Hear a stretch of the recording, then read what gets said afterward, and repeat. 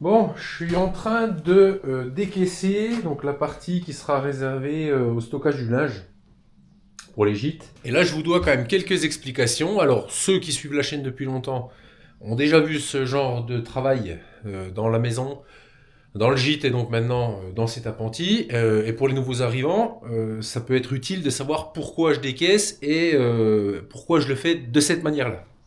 Donc pourquoi je décaisse? Tout simplement, ça fait plusieurs semaines que le toit est fait, hein, que c'est protégé de la pluie. Même si on a un temps un peu grisâtre aujourd'hui à la pluie, on se rend compte que j'ai de la terre qui est extrêmement humide. Vous voyez, elle est vraiment toujours très humide. Elle part en paquet comme ça, donc elle est pas pleine d'eau, mais elle est quand même très humide. J'ai commencé à décaisser hier et on voit que c'est bien humide par terre.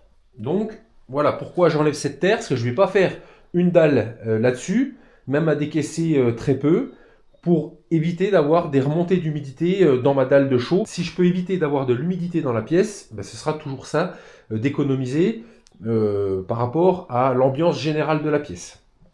Donc, deuxième chose, vous pouvez voir que j'ai décaissé à l'aplomb du mur en pierre ici. Donc je suis vraiment venu à l'aplomb, je suis à l'aplomb de mes fondations ici. Alors là, aucun problème puisque mes fondations vont plus bas que mon décaissage. Donc là, mes fondations, elles sont toujours prises sur le sol, il n'y a pas de problème, je ne vais pas gratter dessous, là, il n'y a aucun souci. Donc normalement, quand on décaisse où il y a un mur en pierre, on évite de venir à l'aplomb du mur. Pourquoi? Pour éviter de fragiliser le soutènement du mur. Ici, on peut voir que le mur, il n'est pas très fond en fait, hein. Donc là, je suis déjà sous le mur. Alors, ce qu'il faut faire dans une manière générale, c'est qu'il faut garder, alors ça s'appelle le bulbe de compression. On essaie de garder une butte de terre ici, en angle, pour garder un petit peu le pied de fondation qui soit toujours quand même bien solide. Pourquoi moi j'ai décaissé à l'aplomb? C'est simple. Vous pouvez le voir ici, et ça a été le cas partout dans la maison, c'est que je ne suis plus sur de la terre là. Moi, je suis sur la roche-mère partout. Donc ici, j'ai de la roche. On peut la voir, hein, la couleur un peu orangée qu'elle a. Donc j'ai de la roche partout. Donc là, je suis sur la roche-mère. On voit la limite de terre. Donc là, pour moi, il n'y a pas de souci. Je l'ai fait dans la maison, je l'ai fait dans le gîte. Pour la maison, pour le plus ancien que j'ai fait, ça doit faire 8 ans que c'est fait.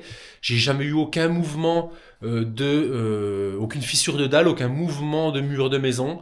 Grosse chaleur, grosse sécheresse, pluie torrentielle, beaucoup d'humidité, hiver très pluvieux. Ça n'a jamais bougé. Je suis sur de la roche, donc pour moi, il n'y a pas de problème. Par contre, si vous êtes sur un sol qui n'est pas un sol de roche, là, il faut faire très attention quand vous allez décaisser. Il faut vraiment y aller. Faut vraiment réfléchir avant. L'idéal, c'est de sonder les sols. Enfin, vraiment, ne faites pas n'importe quoi. C'est pas parce que vous voyez un pignouf, donc moi le pignouf, hein, sur YouTube, faire des trous autour pour décaisser, pour faire sa dalle, que vous dites bon, c'est bon, je vais faire pareil que lui. Je vais prendre un exemple tout simple. Si vous avez un sol argileux, donc argileux, c'est un sol qui va retenir l'eau, qui va retenir l'humidité, et que vous n'avez pas de roche. Donc ça veut dire que la fondation de votre maison en pied, sous le mur en pierre, elle est toujours sur ce sol argileux.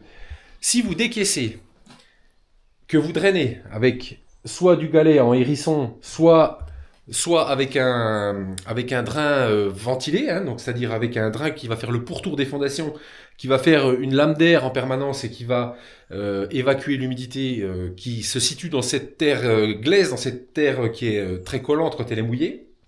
Si vous faites ça, en fait, vous allez assécher la terre argileuse et vous allez, une terre qui s'assèche, c'est comme tout, hein, c'est gonflé quand c'est mouillé et quand elle va sécher, elle va se contracter. Si la terre qui est sous le mur se contracte parce qu'elle est trop drainée et plus assez humide, donc elle risque de se contracter sous le mur et il risque d'y avoir des mouvements du mur, donc qui peuvent générer au mieux des fissures et au pire, voire des effondrements de mur. Donc faites vraiment très attention quand vous faites ce genre de travail. N'allez pas décaisser trop profond si vous estimez que ça peut mettre en péril la fondation. Si vous avez des doutes, eh ben, vous ne le faites pas, vous décaissez de 10 cm et vous faites une dalle de chaux dessus comme ça. 10 cm, ça ne va pas emmener loin. En général, les fondations de murs sont à 30 cm en général. Voilà pour ce petit aparté explicatif de pourquoi et comment je travaille, comment je prépare le sol avant de faire mes dalles.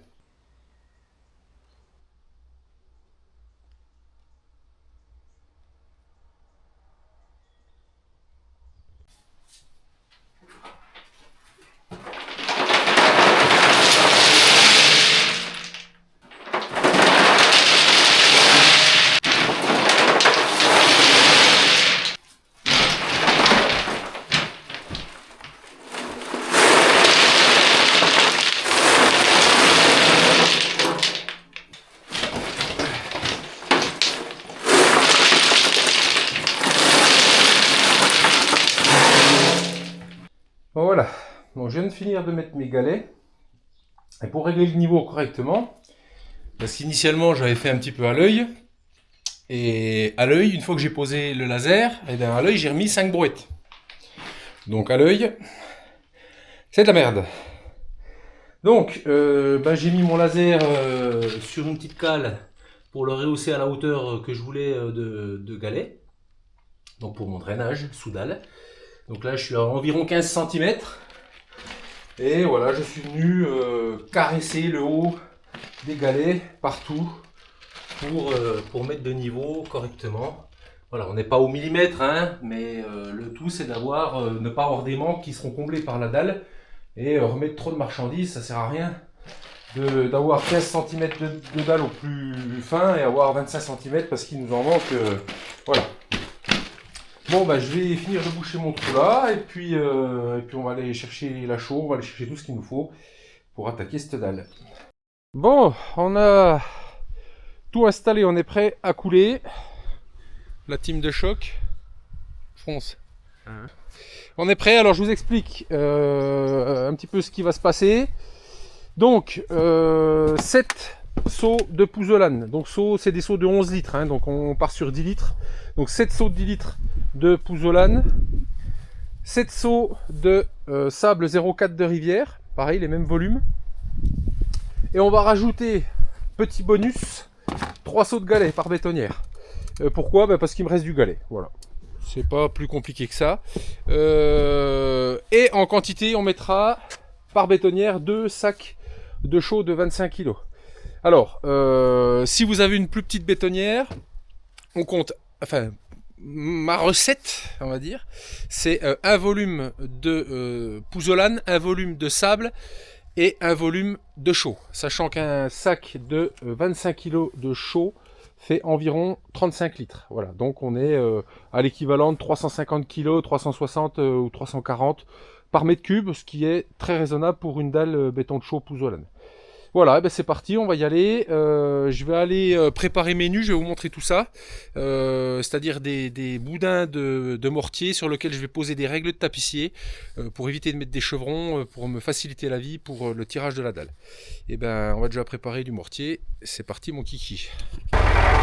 Et en quantité d'eau, on va voir, mais je pense que peut-être 2 seaux, 1 seau et demi, je sais pas. On va voir, faut pas qu'il soit trop mouillé parce que j'ai pas mis de film polyane entre la dalle et le galet. Je voulais pas m'emmerder avec ça pour être honnête, donc on va y aller directement. Donc faut pas que le mortier, le béton coule dans les galets.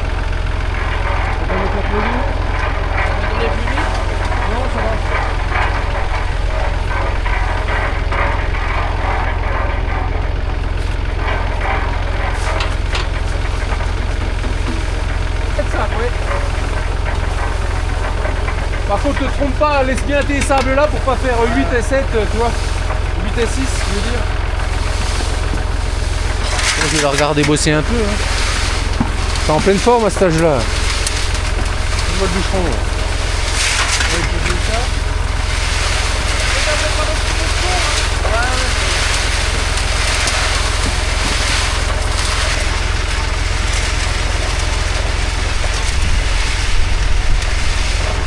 Tu mets un seau d'eau,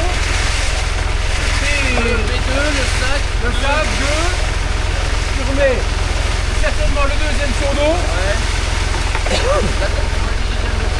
Il reste 3, et ben on va remettre les galets. Ça va aider à mélanger.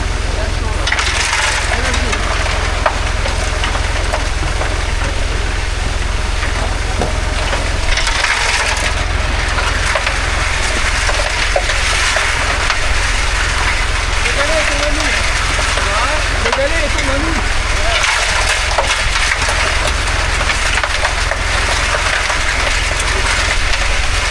Si vous l'ouvrez en deux, ça va être plus facile.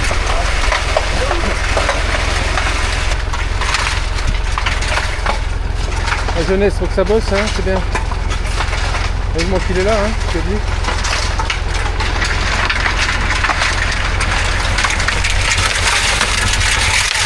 Ah, il y a 3 seaux d'eau, hein. On va faire encore un peu de poudre au fond, donc on va laisser mélanger.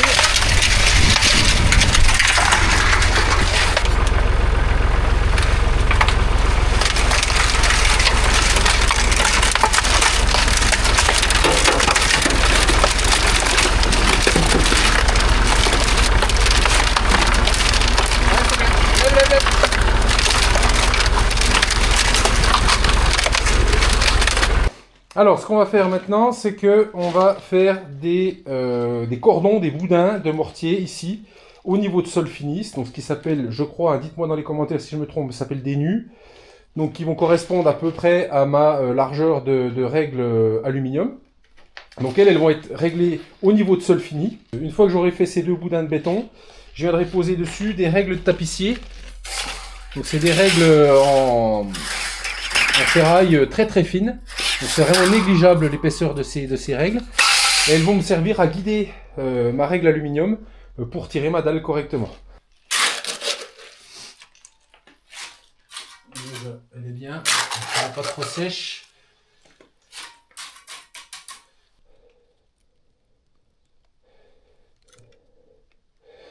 Alors là je suis un peu trop haut.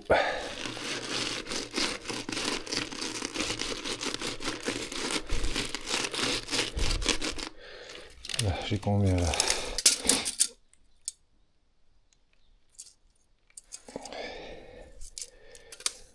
12-13 cm. Ça, il me reste 8. Ouais, c'est bien là. Ouais, je suis un peu plus de 12 cm, donc c'est pas mal. On va y aller comme ça.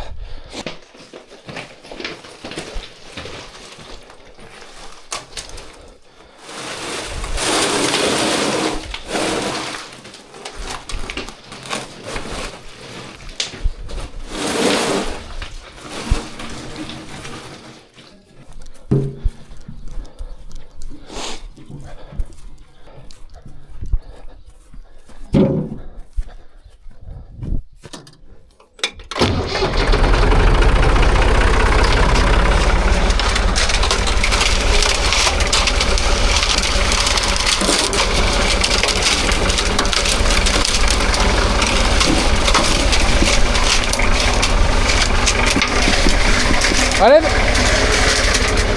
attends.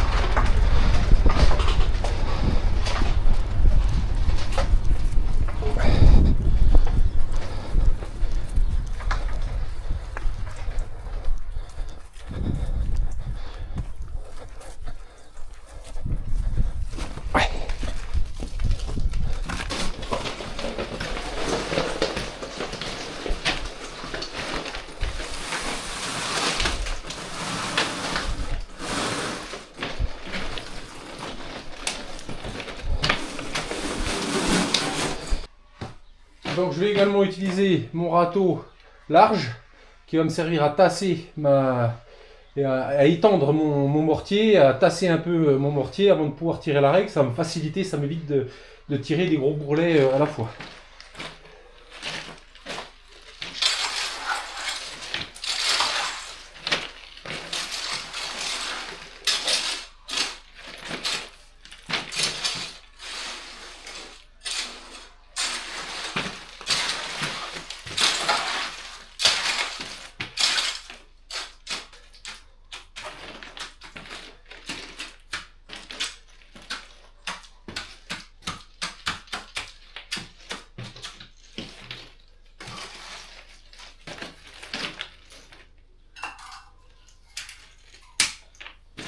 poser mon niveau à bulle, puis on va voir ce que ça dit.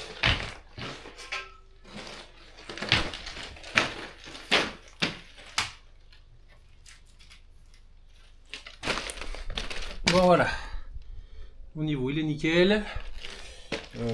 Donc on va y aller comme ça, je vais faire la même de l'autre côté, en prenant évidemment la distance pour pouvoir travailler avec ma règle. Et puis on va pouvoir remplir et tirer.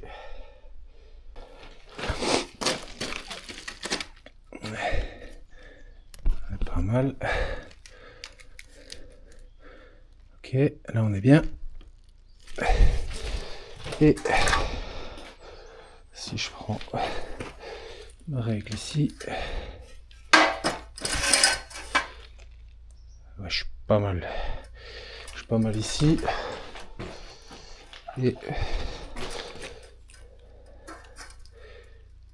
franchement, c'est pas trop mal.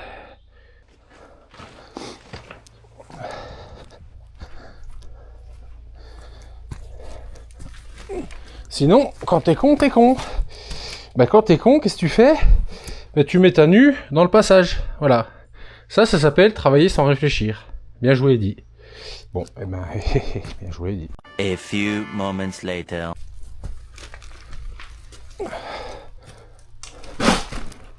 Ah.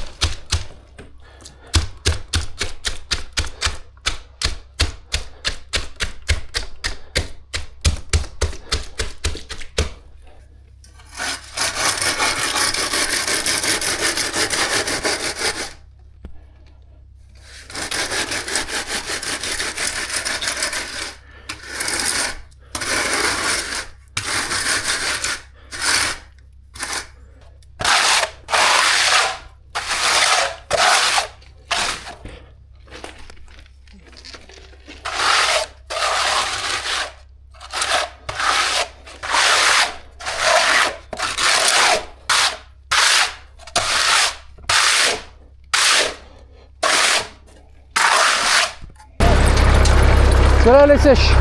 Ah, merci. Petit chocolat chaud. Non, petit café. Petit café à la bonne vôtre. Putain, on dirait que... Il y a eu un chocolat chaud avant.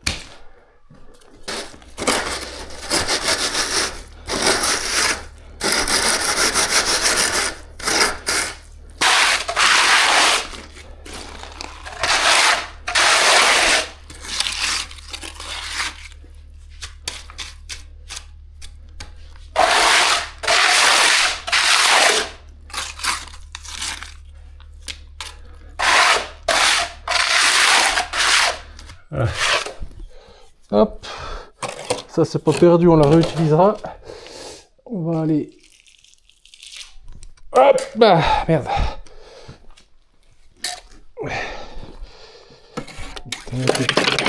Hein? Dans la brouette? Un petit peu quand même. Hop. Faire un vrai hérisson, faut prendre chaque galet et les poser bien. Un vrai hérisson, ouais, c'est comme des hérissons. C'était des pierres, ils prenaient des pierres à bâtir dans le temps. Ouais, je crois. Hop. Comment? Ça sert à quoi de faire ça dessous? Le hérisson? Ouais. Ben, quand tu as de l'eau qui remonte par capillarité du sol, au lieu d'aller au contact de ta dalle, et puis de tout pourrir, et ben du coup elle va... Toi il y a 15 cm de galets là. Ben, déjà pour que tu aies 15 cm d'eau qui remonte dans les galets, il faut déjà quand même qu'en souterrain, tu aies une source qui coule quoi. Hein.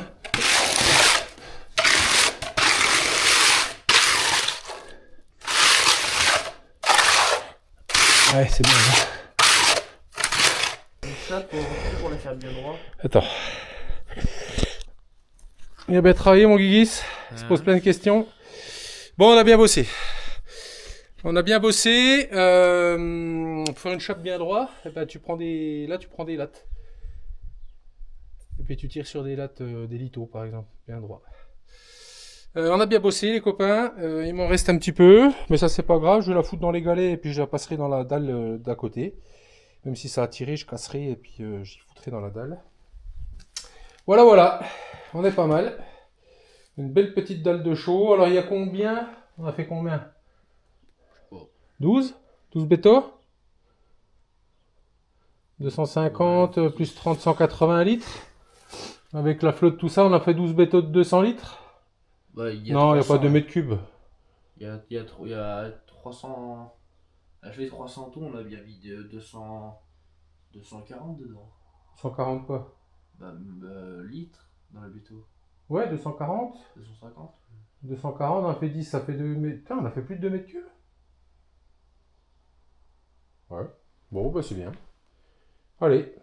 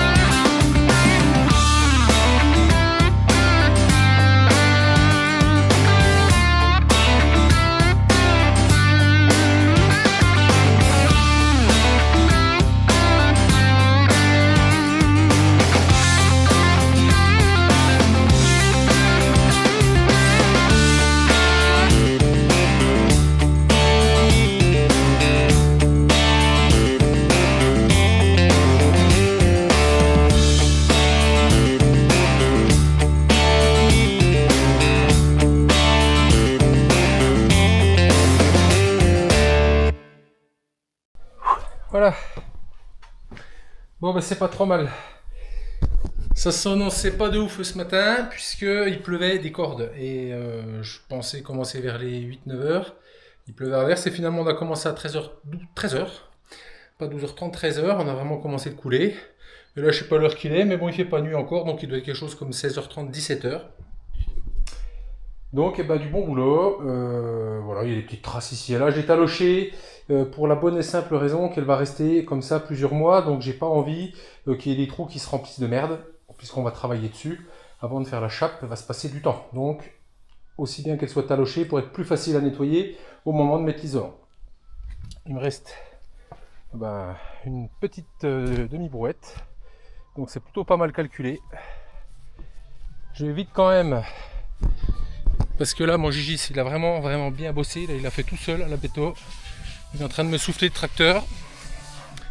Donc là, je pense que il va mériter son billet. Bon, bien bossé, mon Gigis. C'est du bon travail. Il était tout blanc le macet.